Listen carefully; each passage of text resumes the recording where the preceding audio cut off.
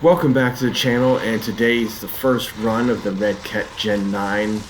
I'm going to keep it on the mild side of things. I'm not going to do anything extreme, just to get a feeling for the truck. And please excuse the poor camera work, as I'm not used to following behind vehicles.